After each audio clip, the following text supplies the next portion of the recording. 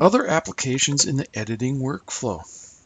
So we have other Adobe applications that can be used when we're doing our video workflow.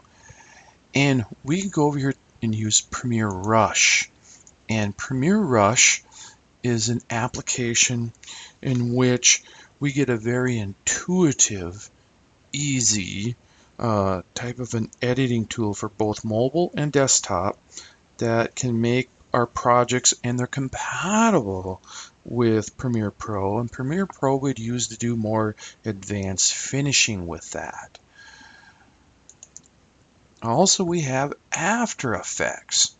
Now, After Effects allows us to do more animation and visual effects that we could apply to our project. So this is up and beyond. So these are usually our nice visual effects.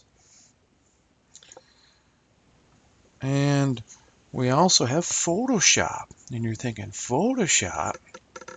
Yeah, Photoshop, because you can bring in still images in your project in Premiere. And so you might want to use Photoshop to clean up and pretty up and create those raster images you might have that you want to use in your project. We have Adobe Audition. And Audition is a nice application for editing audio.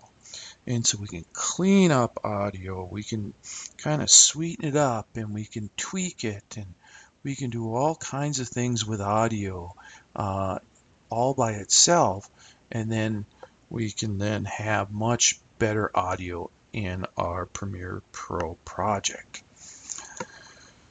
We also have Illustrator, and you're thinking, Illustrator again, huh? Well, wait a minute, you can have still images in our Premiere Pro projects. So you might have various types of vector graphics you made with Illustrator, and then you can use those then in your Premiere Pro project.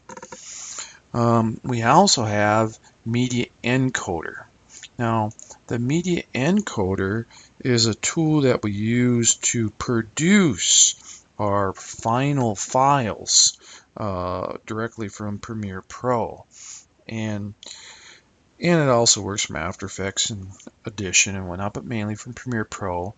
And you can create your final file in Premiere Pro, but Media Encoder does a much better job of it, especially if you're trying to go to different types of formats.